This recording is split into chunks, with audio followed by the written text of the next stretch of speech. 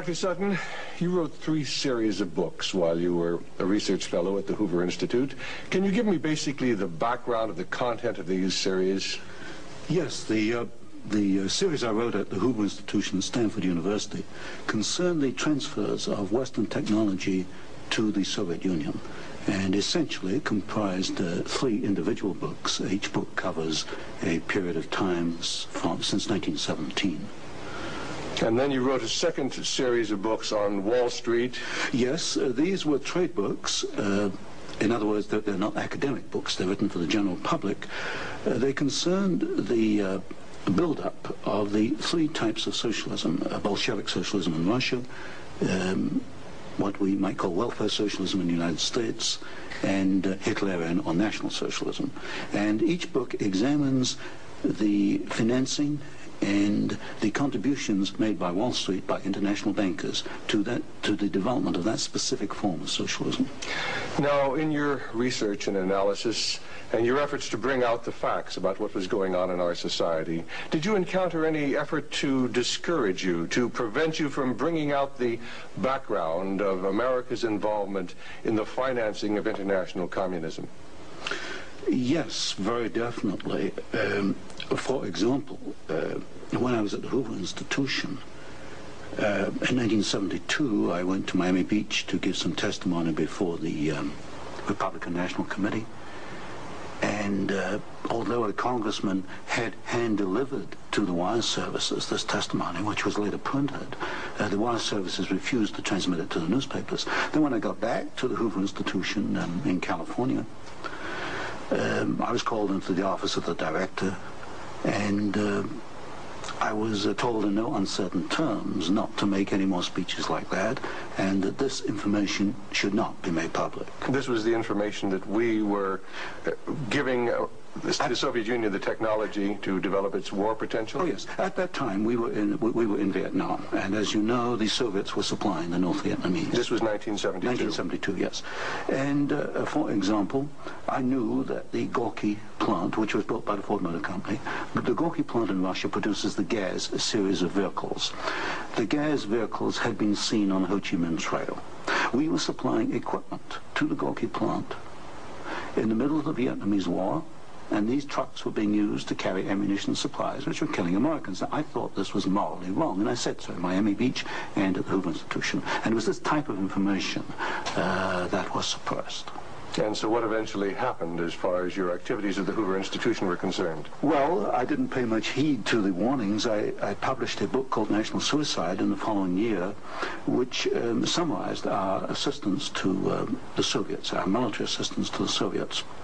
And when that book came out, again, there was great pressure to stop the book. There was pressure on both the publishers and me personally. And I felt I couldn't take this, and a few years later I just left the Hoover Institution, and since 1975 I've been an independent author without any ties whatsoever. Let's go a little bit into the background of the financing of the German war machine that we fought in the period 1941 to 1945. Could we start, first of all, with the original financing of Hitler between 1922 and 1923, when he was first making his effort to come into prominence in Germany? The original financing of Hitler, that's in the years 1922, came only partly from Germany. One of the most prominent Americans concerned with financing Hitler was Henry Ford. In fact, Henry Ford received a medal in 1938 for his assistance to the early Nazi Party. Then, of course, Hitler had his attempted push in 1923. He went to jail, and then would begin another era in the rise of Hitler. Right, and of course he eventually came to power in 1933 by the electoral process. What about the financing of Hitler's electoral activities in 1933? This I can trace. I have traced it very exactly. I discovered amongst the Nuremberg records a series of bank transfer slips to the Delbrück-Schickler Bank in Berlin to an account which was under the control of Rudolf Hess. And this was the fund that was used to finance Hitler's access to power in March 1973. And amongst the corporations that transferred money to Hitler, I find not only R.G. Farben, which is quite widely known, but also German General Electric, AEG, which is under the control of General Electric in the United States, or was at that time, and companies like Osram and... Now, what was the tie-in between Osram and General Electric? The tie-in was a share tie-in. International General Electric in the United States had controlling interest in German General Electric, and also through share interlocks, a controlling interest in Osram in Germany. So then we have Ford and we have General Electric helping to finance Adolf Hitler's rise to power. Were any other large American corporations involved? Very definitely. Standard Oil, through its technical association with IG Farben, for example, Germany could not have gone to war in 1939 without tetraethyl. You need tetraethyl to raise the octane value of aviation gasoline. Germany had no means of doing that. This was developed in the ethyl laboratories in the United States and transferred to the Germans. Standard Oil came up with the hydrogenation idea, which was very essential for Germany in the 1930s, because to raise the quality of its gasoline for aviation purposes. This was transferred to the Nazis. And ITT, for example, International Telephone and Telegraph, was very intimately associated with the Nazis through Dr. Schroeder, who was head of the ITT subsidiaries in Germany. And ITT controlled companies which made not only electrical instruments, but also the Focke-Wulf plant, which made airplanes, fighter airplanes. So what you're suggesting then is that American corporations were helping to finance the German industry that was building up the war potential? American corporations, only a few, not many, financed Hitler through their subsidiaries. They transferred technology. They transferred material assistance, for example, stocks of tetraethyl before the Germans could manufacture it under the joint manufacturing agreement with the United States. And also they financed this. For example, Standard Oil financed in 1933 the development of the gasoline industry in Germany, which was needed to fight World War II. And that's a very interesting point. Could you go a little bit into the background of where Germany got its oil to fight the Second World War? Because certainly Germany doesn't have oil resources. Germany does not have oil resources, that's true. It used in World War II synthetic oil, which it got from coal. And the basic technical processes for the development of oil from coal came from the United States, from essentially from the Standard Oil laboratories, which had this technical assistance agreement with IG Farben. And of course IG Farben contributed something like 60% of the explosives needed by the German Wehrmacht, probably about 40–50% of the gasoline needed by the Wehrmacht and by the German Air Force, the Luftwaffe. And was there a definite interlock between IG Farben and Standard Oil? The interlock was at the technical level, the exchange of patents. It was through a financial technical assistance agreement. There were other interlocks with the United States through a subsidiary, IG Farben, in the United States. But with Standard Oil, the interlocks at the technical and financial level. And is it a fact, it's been stated, that there were members of the board of directors of Standard Oil who were also on the board of directors of American IG Farben? Yes, Walter Teagle is one name that comes to mind. There were several directors. Was there an interlock with Ford between IG Farben and American IG Farben and the Ford Motor Company? Not that I can recall, not offhand. Not offhand. So basically what we're seeing then is American industry helping to provide the technology, helping to provide the finance, helping to provide the material that is going to allow Hitler to create his war machine. Yes, that is correct. That is correct. Now, in your book, Wall Street and the Rise of Hitler, you talked about the bombing patterns during the Second World War, and the fact that it was amazing that there were certain factories that were not bombed, whereas the majority of the German factories were decimated, German-owned factories. There were certain factories that tied into this interlock we've already alluded to, that for some strange reason seemed to escape the devastation of our saturation bombing. In World War II, the German electrical industry was or should have been a prime target for Western bombing. But in practice, the German General Electric plants were not bombed. Of the 10 major plants, not one was bombed, and a half a dozen others had trifling damage, broken windows, that kind of thing. So what we have here is a very interesting case of an industry which should have been bombed in World War II, but was not bombed, and yet we have American ownership, which raises a certain amount of suspicion as to why it was not bombed.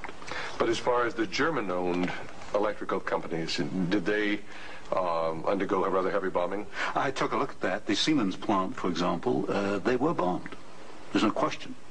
But the industry was not targeted as a general target. So Siemens, for example, was not bombed as heavily as, say, tank plants or aviation plants, that kind of thing. You mentioned the Ford plant in Cologne. Was this a prime military target? The Ford plant in Cologne should have been a prime military target. For example, the British Air Force, the Royal Air Force, did bomb the Ford plant at Poissy in France. But the Ford plant in Cologne, which was by far the largest Ford plant in Germany, was not bombed in World War II. But did our military planners intend to bomb it? In other words, was it on the aiming report? Well, I did look at the aiming reports for the plants in Cologne. Ford was known about. They knew that it was producing equipment for the Wehrmacht. But it was not bombed. It was scheduled as a target, but it was not bombed. So somewhere along the line, as far as the planning was concerned, the name of the Ford motor plant in Cologne was deleted, and yet the city of Cologne itself was totally decimated. The city of Cologne was decimated, as of course many other cities in Germany were decimated. But somewhere along the line, something happened. I suspect it was in the aiming committees, and without question, orders were sent out not to bomb certain targets, even though these were prime military targets. And that's rather reminiscent of some of the orders that went out during the Korean War, some of the orders that went out during the Vietnamese War to leave specific targets within the enemy's domain untouched by our strategic bombing. I understand that was so, although I've not investigated it. Now, in your book, Wall Street and the Rise of Hitler, there was one very interesting section about a special fund that Heinrich Himmler had, and the funneling of money from German corporations into this fund, even up into the years 1943 and 1944. And many of these corporations had strong ties into the American corporations, into the American parent corporations. Could you tell us a little bit about the Kepler Fund? The Kepler Fund was also known as the Konto S Fund.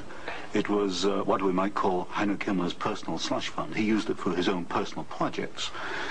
And what amazed me was both in 1933 and in 1944, the 2 years for which I examined the records, over half the funds came from American corporations. For example, in 1933, ITT, Standard Oil, General Electric, and possibly Osram were contributors. Even in 1944, in the middle of World War II, we find that ITT was funneling funds to Heinrich Himmler's fund through Schroeder, who was the chairman of the ITT subsidiaries in Germany. We also find that Depag, the Standard Oil subsidiary in Germany, was financing Heinrich Himmler, and this was in the middle of World War II.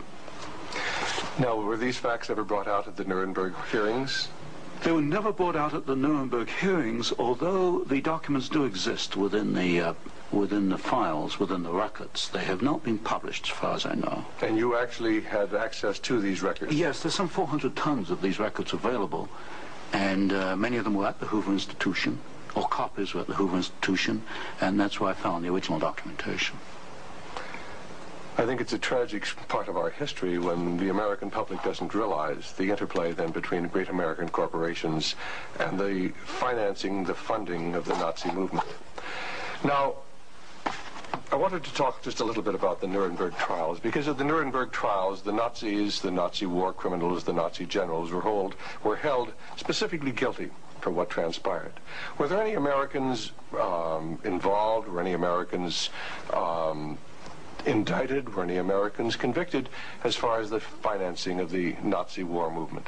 Very definitely not. I looked at the criteria for what we might call war crimes under the Nuremberg Tribunal. And there's no question in my mind that certain Americans well fitted the criteria which required indictment and trial, but no Americans were ever brought to trial. Do you think there was any conscious effort to conceal this fact, both from the Nuremberg War Tribunal and from the American public? Well, there was a conscious effort in the fact that these businessmen were very prominent in stating in 1946 that they had no knowledge of what Hitler was doing, and yet they were intimately involved with the build-up with Hitler. I suspect that this was not published in the media at the time, although I've not checked that. But certainly the role of American corporations and American businessmen in aiding Hitler has not been published. Now, what about the actual financing? What about the loans from large American banks, from large British banks, to Hitler's government in that period between 1933 and 1939, when Hitler was preparing for war? Well, you've got to go back a little earlier and look at what are known as the Young loans, which were very important because I think they brought about the economic collapse of Germany in 1933. That was the Young plan. This was Owen Young, who was, of course, chairman of General Electric. Here we got a man who actually made the loans as an officer of the United States government, which brought about the collapse of Germany in 1933, enabling Hitler to take over. And then subsequent to 1933, you get a series of loans. A very good one is Standard Oil, which loaned several $1 million, at least, to Germany to build up its aviation gasoline facilities. And there are other examples. Fine. Well, I'd like to get a little bit into the background of the financing of Bolshevism, because I think this is vitally important. And we can go back to the period after the Second Revolution, which was in October and November of 1917. The initial financing of Lenin's movement, how did it tie into the American corporations? Was there any American involvement in that period between 1917 and 1918, when Bolshevism was just beginning to get a foothold in Russia? Yes, there were several incidents. The most important is one involving Colonel William Boyce Thompson, who was the largest shareholder in the Chase Bank, which of course today is Chase Manhattan Bank. And I published in one of my books a copy of a cablegram which transferred funds from New York to Petrograd in December 1917, $1 million to be precise. And Colonel Thompson made the statement later that this $1 million was given to the Bolsheviks to consolidate. They had just begun to take over Russia. They only controlled Moscow and Petrograd at that time, to aid the control that the Bolsheviks were extending in Russia. This is a very clear case. $1 million, American funds, transferred through an American Wall Street intermediary to the Bolsheviks. And didn't you publish that document here in Wall Street and the Rise of Bolshevism? I published two statements. One is a copy of the cablegram, and the other is a copy of the news clip of the statement made by Colonel Thompson at that time that he had made this contribution. Now, why would an American capitalist, an American financier, help to aid Bolshevism? The only answer, and of course this puzzled me for years, you know, why? Because we understand there to be an opposition. And the only answer I can come to is one of captive markets. The United States did not want another United States in the world. And of course, if you look at the world map, Russia is 2 or 3 times larger than the United States. Imagine this as another United States, as another competitor to the United States.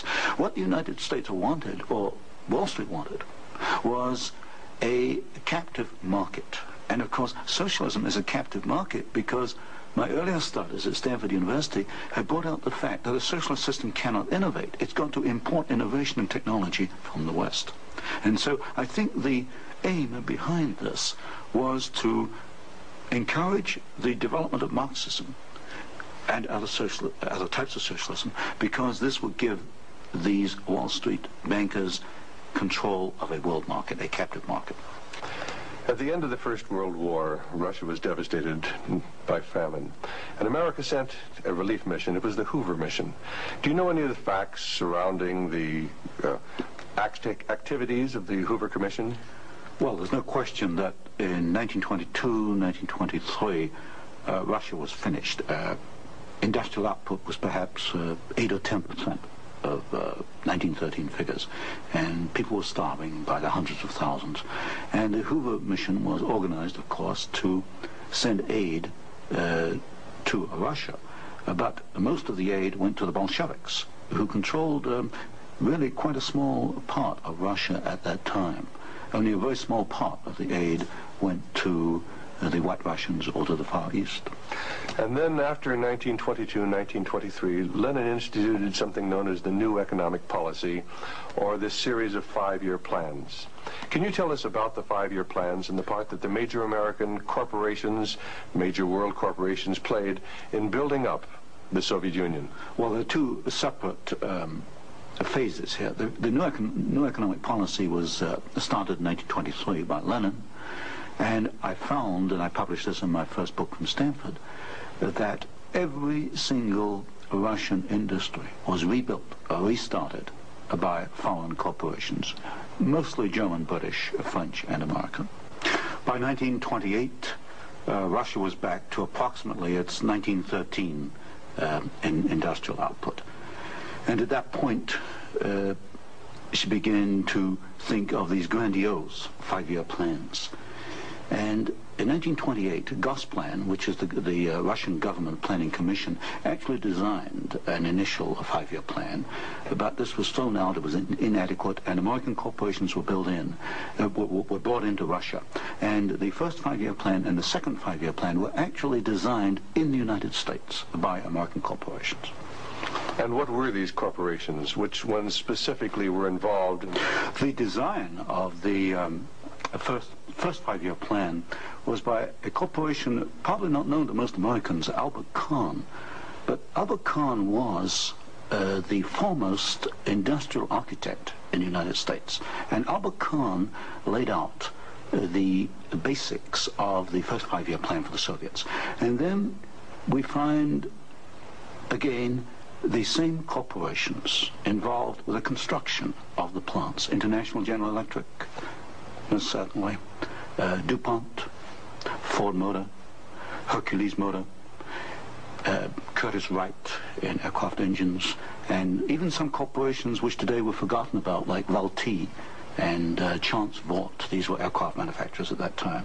And so American corporations came in and they built the first 5-year plan. But what was important, the Soviets then copied these plans, and this accounts for the tremendous Russian output. They took this initial equipment and they multiplied it, they copied it by the hundred.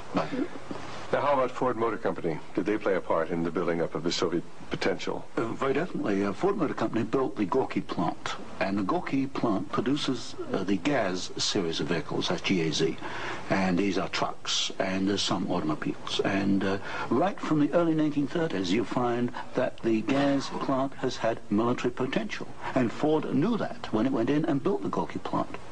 And we know it because I found statements to this effect within the State Department files. Sometimes we hear the name Averell Harriman. Did he play a part in building up the Soviet technology? Very definitely. In fact, Averell Harriman came out of the Soviet Union financially at a profit. He took over the Georgian manganese concession in the early 1920s. Got this back on his feet for the Soviets, and manganese became a prime export for the Soviets, and so they were able to sell this abroad, get foreign exchange, which financed their industrialization. And then they bought out Harriman about 1929, and Averell Harriman received as compensation $1 million more than he put in the first place. How about Armand Hammer of Occidental Petroleum? Armand Hammer is a very interesting example. Armand Hammer received the first foreign concession in 1922. In asbestos in the Ural Mountains. And he also conducted for the Soviets a number of other enterprises, right down to pens and pencil manufacturing, for example. But Armand Hammer is interesting because his father, although Armand Hammer today is chairman of Occidental Petroleum Corporation, his father was Julius Hammer, who in 1919 was Secretary General of the Communist Party USA, which emphasizes the argument I made throughout my books, that at the top level, there's no difference between your top communists and your top capitalists. They interlink. You've got Armand Hammer, chairman of Occidental Petroleum. His father was Secretary of the Communist Party USA in 1919. So it's basically a power grab. It's a power grab, an international power grab. Now, during the Second World War, why, Russia was pretty well decimated once again by German forces. What part did the American Lend-Lease program play in building up Russia's industrial capacity after the Second World War? Well, Lend-Lease built up Russia's capacity, modernized it, and expanded it during World War II. And there was some continuation all the way through perhaps to 1948, 1949. There was a program after Lend-Lease, which was supposed to be restricted to foodstuffs and industrial materials, but in effect, I checked the records in the warehouses in Suitland, Maryland, I find that even after World War II, and this was against the intent of Congress, I suspect, there was a massive transfer of the latest industrial equipment to the Soviet Union under the so-called Lend-Lease program. Now, in 1948, there was a fascinating book came out by Major Racy Jordan, in which he talked about American aid to the communists as far as their ability to build nuclear weapons. Did you ever have an opportunity of verifying the facts that we had given them the heavy water, we'd given them the wherewithal to build their atomic weapons? Well, as part of the work I was doing at Stanford, I did investigate the shipping documents for Lend-Lease, and I took a sample of these documents and I checked them against Major Jordan. And broadly, Major Jordan was correct within, say, about 5%. And Major Jordan, of course, made the charge that we had shipped materials to the Soviets, 1944, 1945, which were later used in their atomic program. There is no doubt he is correct. We shipped heavy water, which is essential, but we shipped other items which are perhaps less obvious to the layman. We shipped, for example, aluminum tubes, and aluminum tubes are essential for atomic energy development. We shipped graphite, and graphite is another essential component. So generally, as far as I could check, and I checked the original government Lend-Lease document, General Major Jordan was correct. Now, as the years have gone by, of course, we see a growing Soviet nuclear threat. The Soviets now have MIRV missiles. Mm-hmm. Can you give a little of the background on how the Soviet Union, which really didn't have the technology to develop those MIRV missiles that threaten our cities today, how were they able to develop the MIRV capacity? Well, you've got to go back and look at how the Russians were able to develop a rocket, space technology anyway. What they did after World War II was American forces were held back for a while the Soviets occupied East Germany. They stripped East Germany. They took back the latest of the V-2 rocket technology from Peenemünde and other places. And the V-2 became the basis of the Russian space technology. Now, if you skip the intervening years, you will find when you come to the early 1970s that the Russians did not have the capability to MIRV their missiles. And in particular, they lacked the ability to produce the very precision, micro-miniature ball bearings that are needed for the control systems. There was only one company in the world, Bryant, Chuck and Grinder, which could make the machinery which machines the races within which these ball bearings run. And without those races, you just cannot make MIRV missiles in any quantity. You can make one off, but not in quantity. Bryant, Chuck and Grinder was allowed to ship to the Soviet Union 45 of these machines at a time when we only had 33 in the United States. But wasn't there any objection to doing this? I objected at Miami Beach in 1972. Other people objected, but the objections were squashed. And predominantly at fault here is Henry Kissinger and the incoming administration, the incoming Nixon administration. This was known, I'm sure it was known in DOD. If I knew it, then certainly DOD knew it. But the objections were squashed, and there was suppression of the information. And so once again we see America building up the military capacity, the nuclear threat from the Soviet Union. Well, this goes, when you talk about MIRVing of missiles, you're talking about a quantum jump in your military technology. Now, I'm not a military man, but to me, the ability to do that is a massive leap forward. And we enabled them to do it, and we did it knowingly and deliberately. During the Vietnamese War, the Soviet Union and the Eastern European satellites were the primary suppliers of war materials to the North Vietnamese who were killing American boys in South Vietnam. Would you comment on our aid and trade with the Soviet Union and with the Eastern European satellites during that period of time? Well, there's no question that the Soviets were the prime suppliers of military equipment and supplies to the North Vietnamese. Let me give you an example. the American pilots, as they flew over the Ho Chi Minh Trail, described the trucks that they were seeing as American trucks. Well, they were American trucks because they came from the Gorky plant, and Gorky was built by Henry Ford. And so you have the situation where we were, in effect, supplying both sides in the Vietnamese War. But the trucks were being built by the Soviet Union. However, were they getting any materials from the United States to help build those trucks? Yes, in the early 1970s, I know specifically of shipments of equipment into the Gorky plant while the war was going on, which in effect were aiding the Soviets to build more trucks to be used by the North Vietnamese. How about loans? Was America extending loans to the Soviet Union during this period when they were the primary financiers of the North Vietnamese? Yes. Beginning about 1970, there was a massive grant of loans to the Soviet Union. I'd say by about 1976, it must have totaled perhaps $40 billion outstanding. And so this, of course, these loans were used to enable the Soviet Union to purchase industrial equipment in the United States, and this industrial equipment was used to manufacture, in part, military supplies which were used against us in Vietnam. How about Russian shipping that was being used to ferry supplies to North Vietnam? Shipping is a very interesting example because the Soviets published a shipping register, about 6,000 ships, and I analyzed every one of these ships, both the origin of the technology of the ship itself, the hull, and the engine. Most of them are marine diesel engines. And I find that 60% of the Soviet merchant marine, which of course has military usefulness, 60% was built aboard. Only 40% in the Soviet Union, and that largely to Western design.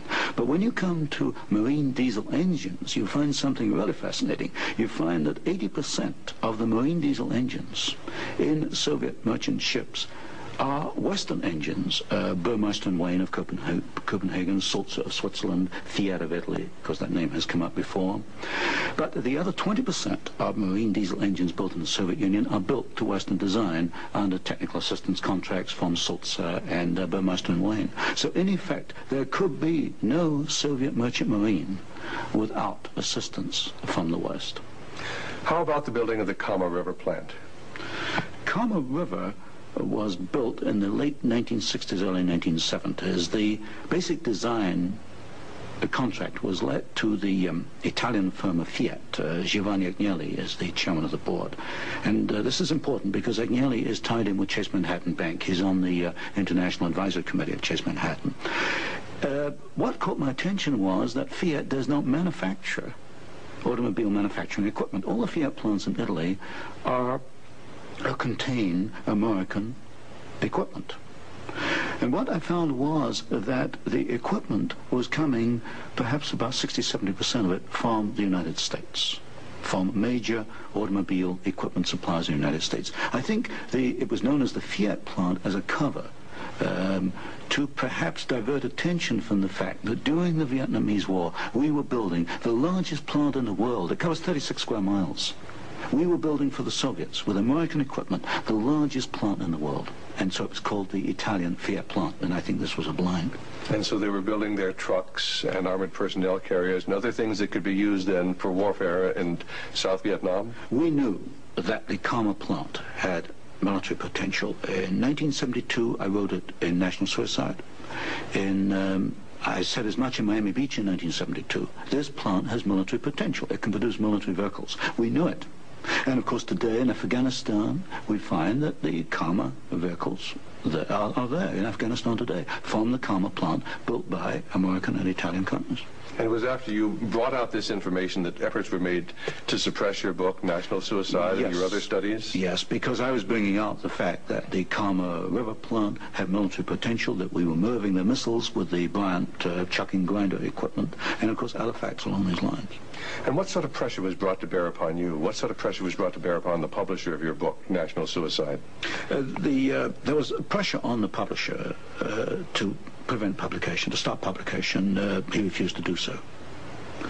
There's pressure brought upon me first to withdraw the book, and then a rather deceitful sort of pressure. It was claimed at the Hoover Institution that I had plagiarized Volume 3 of my Western Technology series, which was being published by Stanford University. Well, firstly, I challenged them to point out the plagiarization, and nobody could find even two sentences that matched up. But then I pointed out that I cannot plagiarize my own work. I hold the copyright on both books, and nowhere in the world can I plagiarize myself. That's a logical impossibility. And then gradually it built up over the following years that my research was perhaps going a little out of what was perhaps required, or welcome would be a better word, and it should be confined within more narrow boundaries. And at that point in 1975 I left the Hoover Institution, and since then I've become an independent author, and I can publish what I want to publish. Do you know of any other instances where efforts were made to suppress publication of books through the Hoover Institute? I know one example, one I was personally aware of, and that was Julius Epstein's book on Operation Keelhaul, which is a very important book on the treatment of Russian prisoners of war in Germany after World War II. This book was in manuscript for several years, and he was not allowed to publish it. I heard that firsthand from Julius. Right, and eventually it was, of course, brought out. It was at a later point. Now, another example I can give is my own Western Technology series. The third volume of that was held in galleys for 1 year. Now, it costs a lot of money to hold a book in galleys, because when a book is in galleys, you want to get it out on the market to start recouping your investment. That book was held in galleys for 1 year because it was not politically wise or acceptable to publish it at that time, even though it was an academic book. Now, you've done some fascinating studies on the Trilateral Commission. Can you tell us about the Trilateral Commission? The Trilateral Commission is a private organization founded by David Rockefeller in 1973. It was essentially financed by Rockefeller and some of the foundations, Kettering Foundation, Danforth Foundation, Ford Foundation. Ford Foundation was a very major contributor. And the stated objective is to encourage discussion amongst what they call the trilateral regions. I should point out that of the 300 members, 1/3 come from the United States, 1/3 from Japan, and 1/3 from Europe. But in effect, I find that the actions of the Trilateral Commission are very much self-interested on the part of the international banking community in New York. Now, as far as the Trilateral Commission's influence on the American government is concerned, it's been said that there is a very excessive representation of the Trilateral Commission in Jimmy Carter's cabinet and in Jimmy Carter's administration. Well, excessive is rather an understatement. I think there's some 200 million people in the United States. There are only 77 trilateral members who are American. Out of that 77, I counted no fewer than 18 trilateralists. That's about 1/3 of the American trilateral contingent turns up in the Carter administration. Mr. Carter himself was a trilateral, Mr. Mondale, Mr. Brown, Mr. Vance, Mr. Blumenthal, Mr. Brown, Secretary of Defense. In other words, they occupy all the senior cabinet and sub-cabinet posts. In fact, there's some key committees, intelligence and defense committees, which are only comprised of trilaterals. So here you've got 77 Americans selected by one man, David Rockefeller, who's chairman of Chase Manhattan Bank. And we find that they turn up in the key controlling positions in Washington under the Carter administration. And would this suggest to you that perhaps we do not select the government, that it is selected by these people who work behind the scenes?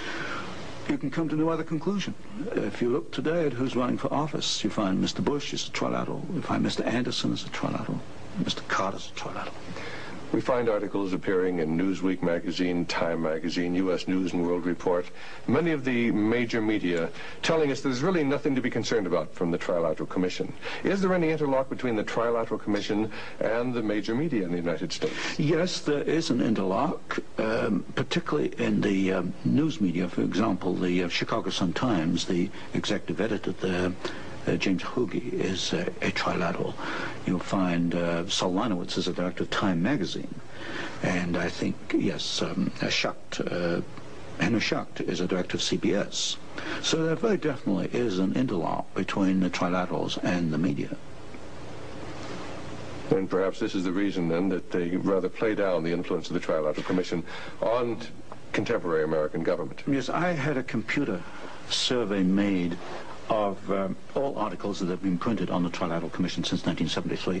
I could find worldwide only 73 articles. Now, what's the relationship between the Trilateral Commission and the Council on Foreign Relations? Well, of course, the Council on Foreign Relations is a much older organization founded in 1920. I did a study in which I compared trilaterals with or without membership in the CFR, Council on Foreign Relations. I find there's something over 50% overlap.